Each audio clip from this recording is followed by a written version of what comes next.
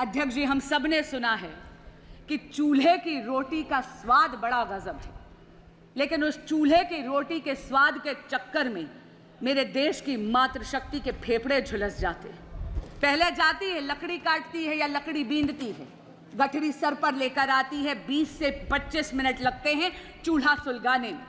लेकिन नरेंद्र मोदी जी ने 10 करोड़ से ज्यादा उज्ज्वला गैस कनेक्शन देके मातृशक्ति को धुएं की जिंदगी से निजात दी। हमारे देश में बचत की आदत हमारे देश में एक एक को मातृशक्ति ने सिखाई। आप सबको याद होगा वो नानी जो रामायण के पन्नों में पैसे छुपाती, वो दादी जो चीनी के जार में पैसे छुपाती है। अरे उन चोरी के पैसों से कुल्फी फलूदा खाने की मिठास ही अलग है। लेकिन कितनी अचंभे की बात है अध्यक्ष जी, जिस मातृशक्ति ने देश को बचत सिखाई उनके पास बैंक अकाउंट ही नहीं थे।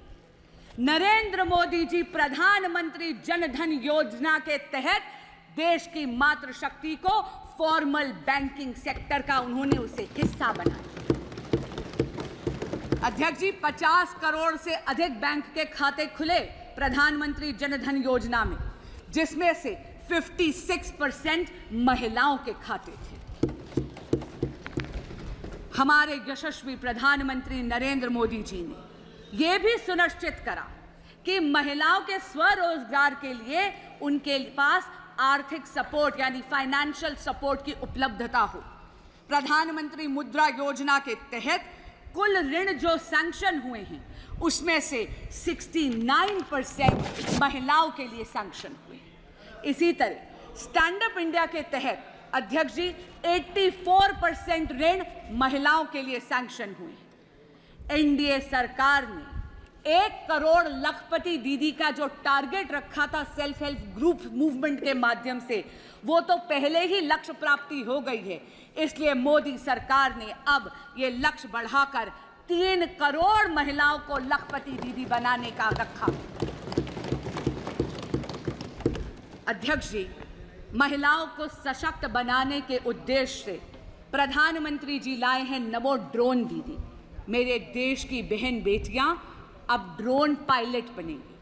न केवल इससे कृषि कार्य में आधुनिक तकनीक का इस्तेमाल होगा, लेकिन आप ये देखिए समाज की सोच में भी अंतर पड़ेगा। It is going to not only leverage technology for modernisation of agrarian economy of India, but also will ensure a tectonic shift in the psychology of the society. Namo drone Didi Viksit Bharat के 2 पहलुओं को छूती है, कृषि कल्याण और महिला शक्ति।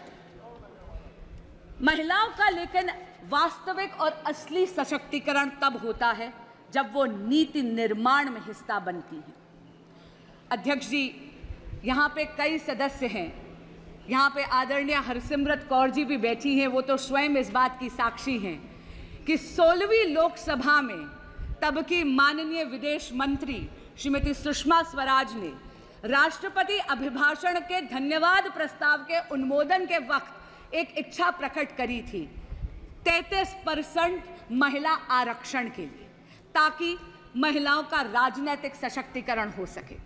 अध्यक्ष जी, मेरा मन प्रफुल्लित हो उठता है ये कहते हुए कि प्रधानमंत्री नरेंद्र मोदी जी और उनकी सरकार ने 17वीं लोकसभा में ही ये स्वप्न हकीकत में तब्दील कर दिया।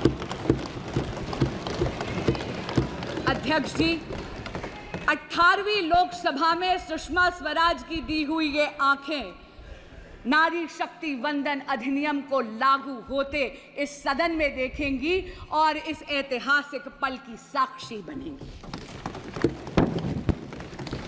विकसित भारत का अगला स्तंभ है किसान कल्याण।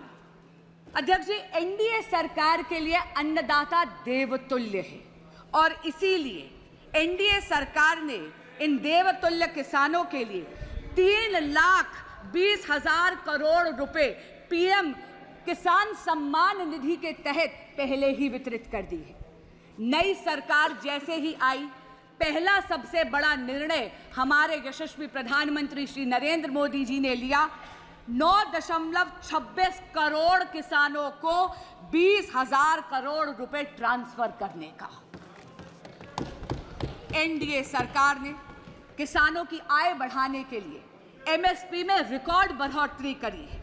ऑर्गेनिक फार्मिंग, कोल्ड स्टोरेज, कृषि आधारित उद्योग, डेयरी और मत्स्य पालन में आधारित उद्योगों को भी प्रोत्साहित करा गया है।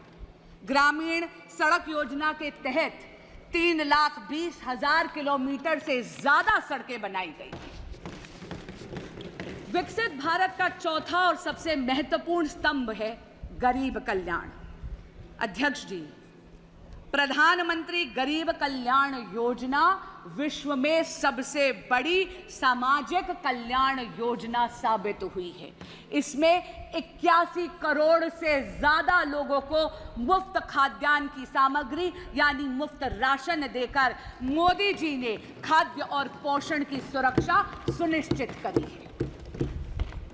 जब हम देश की अर्थव्यवस्था की गाथा गाते हैं तो वो रेहड़ी पटरी वालों के बिना अधूरी है।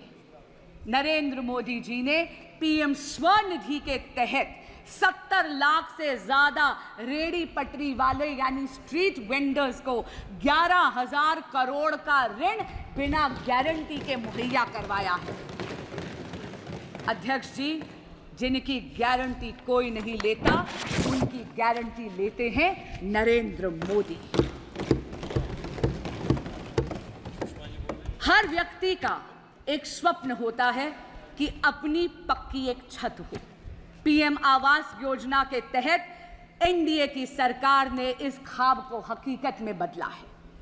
4 करोड़ से ज्यादा पक्के मकान इस देश के गरीब को दिए गए हैं और अब पीएम आवास योजना के तहत 3 करोड़ और पक्के मकान बनाने का संकल्प लिया गया है। आयुष्मान भारत के तहत 55 करोड़ से ज्यादा लाभार्थियों को मुफ्त इलाज मिला है। लेकिन आने वाला जो भविष्य है वो बहुत ही स्वर्णिम है। अध्यक्ष जी, एक वक्त आता है हर युवा की जिंदगी में जब उस उम्र के पड़ाव में आपके माँ बाप आपके बच्चे बन जाते हैं और आप अपने माँ बाप के माता पिता। हर युवा को हर वक्त चिंता रहती है माँ बाप के इलाज की। आयुष्मान भारत में 70 बरस के हर वरिष्ठ नागरिक को और ट्रांसजेंडर कम्युनिटी को भी इसमें लाभार्थियों की श्रेणी में अब एनडीए की सरकार लाएगी।